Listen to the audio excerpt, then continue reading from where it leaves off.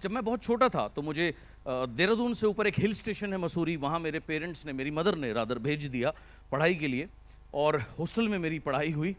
उसके बाद क्योंकि वो चाहती थी मैं एक अच्छी एजुकेशन हासिल करूं, स्पोर्ट्स में मेरा बहुत ज़्यादा ध्यान लगता था, सारे स्पोर्ट्स खेलता था। स्पेशली मैं क्रिकेट पे मेरा बहुत ज़्यादा रुझान था। स्कूल का कैप्टन रहा, यूनिवर्सिटी को मैंने रिप्रेजेंट किया, प्री रणजी ट्रॉफी तक मैंने खेली, वानखेड़े स्टेडियम तक मेरा सफ़र रहा। उसके बाद जब मैं कॉलेज में था तो मुझे नी की इंजरी हो गई, जिस वजह से मेरा स्पोर्ट्स तो छूट गया। लेकिन स्पोर्ट्स से मैंने क्या सीखा? मैंने सीखा हार्ड वर्क करना। और अगर मेरा बस चले तो मैं सभी आप लोगों से गुजारिश करूंगा कि अपने अपने बच्चों को किसी भी स्पोर्ट्स में ज़रूर डालें, जिस भी स्पोर्ट्स में उनका मन लगता हो, चाहे वो इंडोर आउटडोर कुछ भी हो, क्योंकि स्पोर्ट्स हमें सिखाता है हार्ड वर्क करना, जो मैंने सीखा, डिसिप्लिन में रहना, जो मैंने स्पोर्ट्स से सीखा। उसके बाद नेवर गिव अप एटीट्यूड, क्योंकि कोई भी स्पोर्ट्स अगर आप खेलेंगे आप हर रोज़ नहीं जीत सकते। जब आप एक मैच हारते हैं तो अगले दिन आपको स्पोर्ट्स सिखाता है, ज़िंदगी सिखाती है कि हर एक दिन नया दिन है, अगले दिन आपको और बेहतर बनना है, अपना और बेहतर परफॉर्म करना है। ये मैंने मेरे स्पोर्ट्स से सीखा, नेवर गिव अप एटीट्यूड। उसके बाद वहाँ से मुझे कुछ अच्छी आदतें लगी, किताब पढ़ने की आदतें लगी।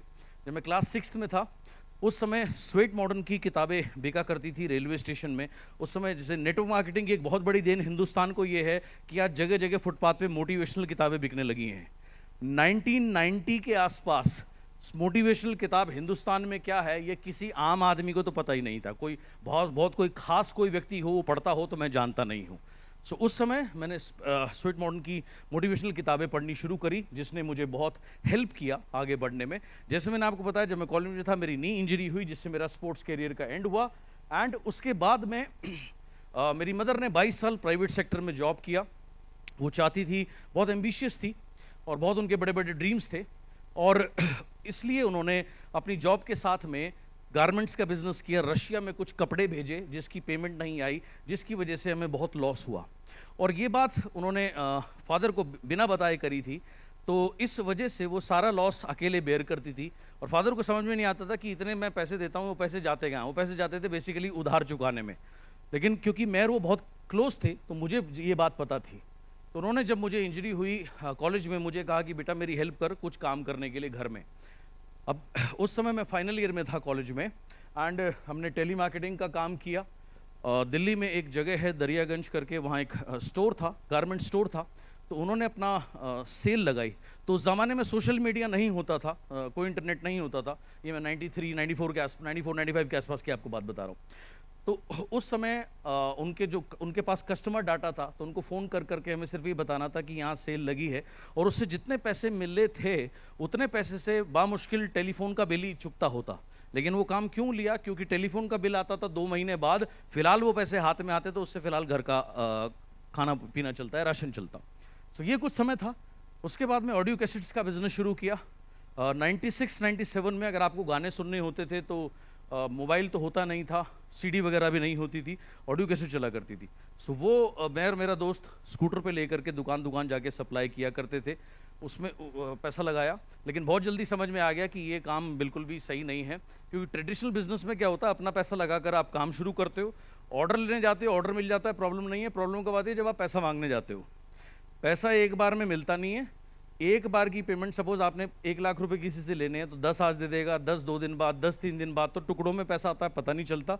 दूसरा, अपने पैसे लेने के लिए ऐसा इंतजार करना पड़ता था जैसे मैं अपने पैसे नहीं उनसे कोई उधार मांग रहा हूँ। तो बहुत जल्दी मुझे समझ में आ गया ये बेकार काम है, उसको मैंने बंद किया, उसमें भी लॉस हुआ। और उसके बाद जब मैं सोच रहा था कि अब मैं क्या करूँ, ये उस टाइम की मेरी कुछ फोटोग्राफ्स हैं, राइट।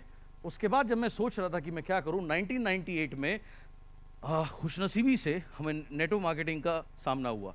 मेरे चार्टर्ड अकाउंटेंट थे, उन्होंने मेरी मदर को कहा कि इंडिया में एक नया बिजनेस आया है, आप जा कर के देखिए।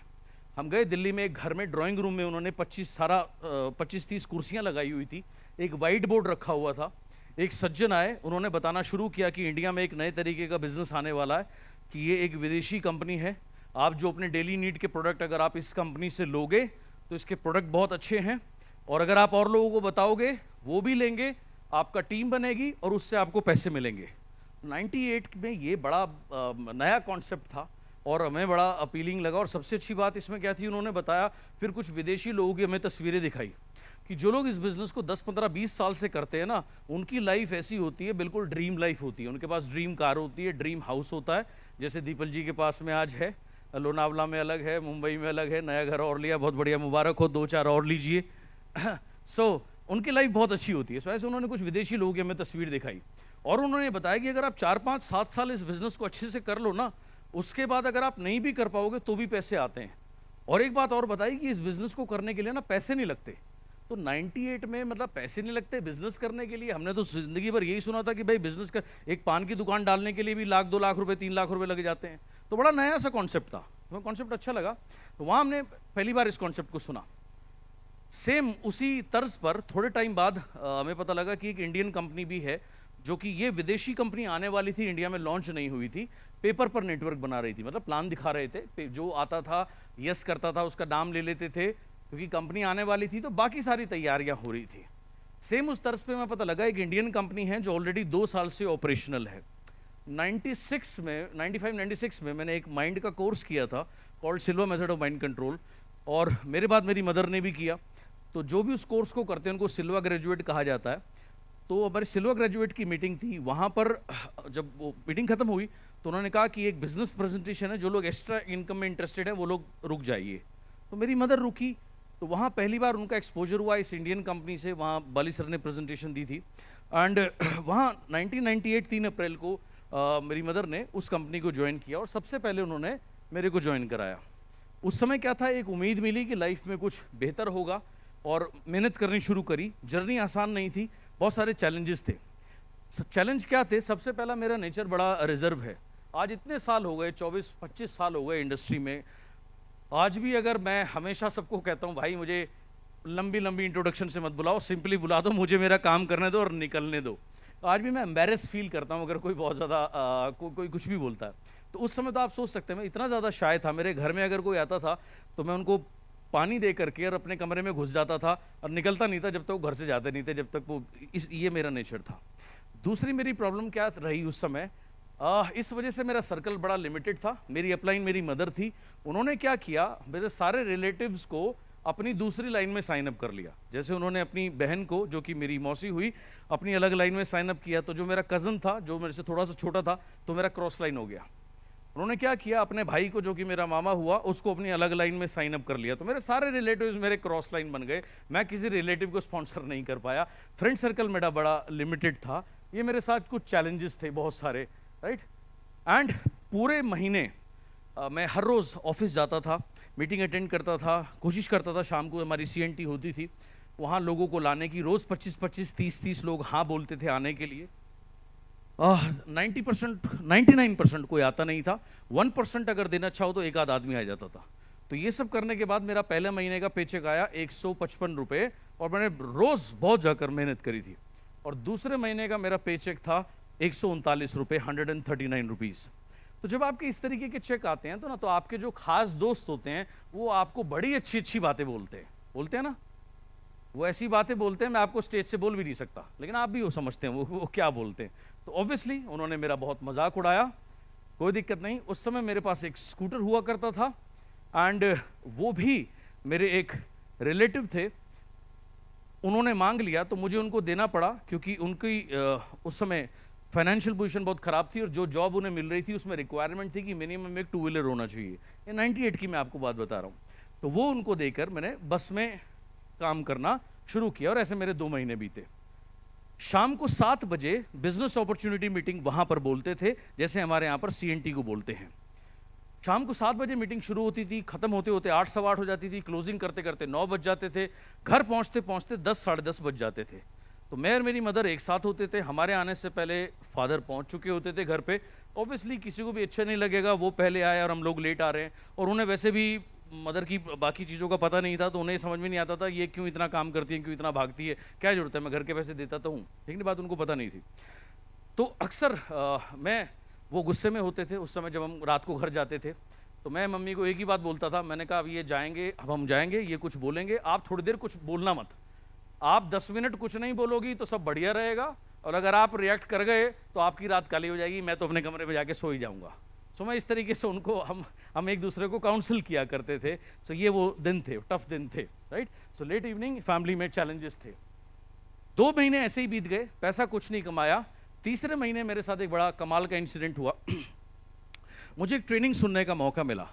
मैंने उस कंपनी ने एक फॉरेनर ट्रेनर थे, उनको रखा हुआ था अपने नेटवर्क को बढ़ाने के लिए, क्योंकि 1998 में इंडिया में किसी को नहीं पता था ये बिजनेस क्या है, कैसे होता है, कैसे बढ़ता है।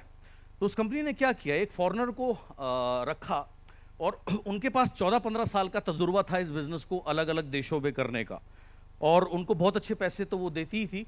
उनकी जब मैंने ट्रेनिंग सुनी, बड़ी कमाल की ट्रेनिंग थी, 1.5-2 घंटे उनकी जो भी ट्रेनिंग रही। लाइफ में मैंने पहली बार सुना कोई व्यक्ति कह रहा है ड्रीम करो, विजुअलाइज करो, विजन करो, अगर आप सोचोगे तो आप कामयाब हो सकते हो, आप कुछ भी बन सकते हो। उससे पहले मैंने स्कूल किया, कॉलेज किया, ग्रेजुएशन करी, मैंने कभी नहीं सुना किसी भी टीचर ने मुझे कभी कहा हो कि आपको ड्रीम करना चाहिए, आपको बड़ा सोचना चाहिए, आपको सोच समझ के बोलना चाहिए, या अच्छी चीज़ों के बारे में आपको विचार करना चाहिए। सो ऐसी बातें मैंने कभी लाइफ में सुनी नहीं थी। तो बड़ी अद्भुत ट्रेनिंग थी। और जब वो ट्रेनिंग खत्म हुई, उस ज़माने में क्या था कि कोई मोबाइल नहीं होता था, तो सेल्फी का सवाल ही नहीं उठता था। तो लोग, उन्होंने कहा कि ये मेरा विजिटिंग कार्ड है, जिसको चाहिए ले लो, इसमें मेरा डायरेक्ट नंबर है, कोई दिक्कत हो मुझे फ़ोन करना, और ये कार्ड अगर आप अपने फ़ोन पे रखोगे ये आपको इंस्पायर करेगा ज़िंदगी में आगे बढ़ने के लिए। तो मैं भागा उनका कार्ड लेने के लिए। मैं क्या भागा, वहाँ सारे लोग ऐसे भागे और उनका कार्ड लेने के लिए ऐसे चिपट रहे थे जैसे लग रहा था कि वो 2000 रुपये के नोट बांट रहे हों। सो ऐसा समय था। वहाँ से मुझे एक बात समझ में आई कि अगर मैं भी 14-15 साल इस इंडस्ट्री को दूंगा तो ये भी मेरी लाइफ हो सकती है, या ये मेरा कैरियर हो सकता है, कि मैं इतने सारे पैसे भी कमाऊंगा और इतनी सारी इज्जत भी मिल सकती है, और बाकी किसी काम में ये संभव नहीं है। सो उस दिन मैंने डिसाइड किया कि मैं नेटवर्क मार्केटिंग को एज अ कैरियर लूंगा और कुछ नहीं करूंगा। 1998 में इस बिजनेस को कैरियर लेने के बारे में कोई सोच भी नहीं सकता था। सब लोग क्या सोचते थे, ठीक है, 99% लोगों को तो बिजनेस समझ में ही नहीं आता था। जो 1% जिनको समझ में आता था उनको यही समझ में आता था थोड़े बहुत एक्स्ट्रा स्कीम है, थोड़े बहुत पैसे 2-4-5-10 हज़ार रुपए साइड में मिल जाए तो क्या बुरे हैं, दैट्स इट। बस इतनी ही सोच हुआ करती थी सभी की। तो वहां से मैंने इस बिजनेस को एज ए कैरियर के रूप में लेना शुरू किया।